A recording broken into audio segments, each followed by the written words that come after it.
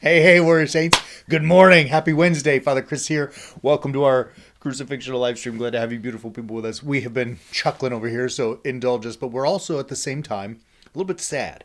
Today, we just learned that legendary broadcaster Vin Scully passed away. Probably most of you know who Vin Scully was. He was a sportscaster for golf, professional golf events, professional football events, and many other sporting events. But most famous for his 67 years as the announcer for the Dodgers baseball organization. Scully started when the Dodgers were in Brooklyn and then went with them to Los Angeles. He broadcast, I don't even know how many games, gazillions of games. Listen to this. He was present and broadcast 20 no-hitters, 3 perfect games, which means not only no hits, but no walks. He also called the only no-hitter in World Series history when the Yankees, and I forgot the pitcher, beat the Dodgers on a no-hitter. Scully's career was prolific. He was so well respected and so well known. His voice was buttery rich. His excitement drew all the crowd in. He really, truly was one of the best, and so we wish the best to him and all of his family. Well, to him, God rest his soul, but to all his family and all of those beautiful Dodger fans who love Vin Scully. ESPN.com earlier this morning, when I found out about this news, put a video up with a 1-minute clip of Scully's goodbye thank you speech when he retired after 67 years a few years ago. And what struck me about it was in his thanks, his gratitude to all of his fans and all of the people that had watched and listened to him over the years, he recited a little poem that he wrote. And one line was so powerful, I'm like, that's what I want to talk about today. He said, "In every challenge, there is a blessing." And I was thinking about it. I scratched my head as I listened to it. I'm like, rewind that a little bit. I listened to it again. What did Scully mean? What was he talking about that in every challenge there is a blessing? Because most of the time we look at challenges or struggles or strife or chaos as bad things, as things that hold us down or press us, crush us, keep us from being what we're supposed to be, keep us from making a difference in the world. And I think what Vin Scully was trying to say was you can look at it like that, or you can see it as an opportunity. You can see every challenge as an opportunity to look inside you, to find deep maybe inside you the very best you. And you can also find an opportunity to overcome that chaos, to overcome that challenge and make a difference, make an impact in the world. So like you think about just, a couple of examples. Well, I'll talk about the examples in a minute. I want to read you a scriptural passage which goes right with this, and I loved it, so I wanted to share it with you. It comes to us from the Epistle of James, and it is in the opening verse, chapter 1, verse 2, 3, 4. You hear, listen to what James says. "Count it all joy, my brethren, when you meet various trials. For you know that the testing of your faith produces steadfastness." Now he's talking about, the trials in your profession of your faith.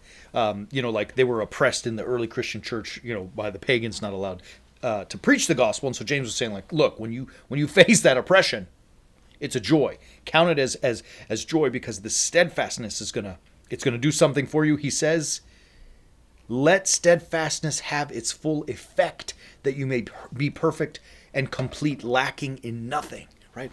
What James is telling the Christians to whom he's writing is that in the face of whatever challenge, in their case, oppression by the pagan Roman government, whatever challenge you face, there is an opportunity through your steadfastness to become, he uses the word perfect and complete. And this word, and now I look at it just to make sure before I say it, is the same word, this complete. It's the same word that Jesus uses when he's on the Gospel of John on the cross, and he says, "It is finished." Right? It is completeness. All things that need to be are done. Right? That's what this word means. And James is saying that if you remain steadfast in the face of the challenge, you can have that same completeness. And you think about it, and here's some practical examples. Like simple ones, but when you're exercising, and you are trying to lift weight that's really heavy or whatever it may be, and you get the sore muscles, right? Like that hurts. There's some pain there, but your muscle is growing and becoming maybe a little leaner, a little stronger.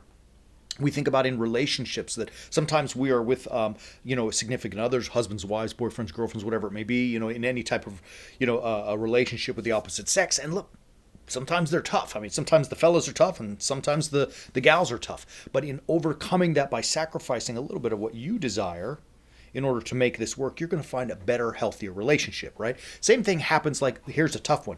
Think about it in the sense of someone who you may know who has a terminal illness, or maybe even you have a terminal illness or a disease or something that's really, wreaking havoc on your body. Look, that's got to stink. But it also gives you an opportunity to get right with God, to get right with one another, right? It doesn't have to just be this, crushing defeat in your life. It can be an opportunity to get everything right. Likewise, to go with James, in our own faith, in our own lives as warrior saints, as we're struggling to be the best men and women that we can be, like the chaos of the world, man, it's oppressive. It's giving us challenges, right? And many people can say, like, it's terrible. Christianity's under assault. It is. I've said it, right? It's awful because things aren't the way they used to be. Well, that's probably true too. And I wish it would just go back to, normal, like the way we were, which is, again, also true. But it doesn't change the fact that the world is giving us the chaos that it gives us. And so when we look at that chaos, we have an opportunity to whine a little bit. Or, like Vin Scully said, we can see that in every challenge, there is a blessing. And that blessing that the chaos gives you is an opportunity for you to become more than you ever thought you could be.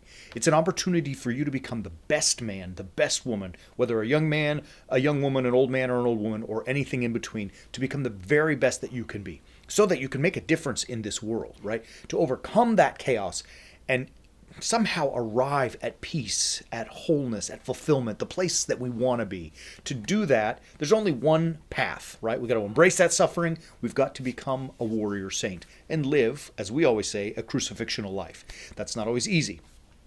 In fact, it's the opposite. It's hard. But we have a plan we've put together to help you do that as you are striving to be the best you can be. That's why we push warriorsaints.org right there all the time. We've developed a plan, a system, a library filled with teachings to help you become exactly that very thing. If you want to get rid of this or overcome this chaos and embrace the challenge and find the blessings in it, come along with us. Join us at warriorsaints.org. We love you, beautiful people. It is our hope you have a great day. We'll be back tomorrow morning. As always, keep walking on the way of the warrior saint.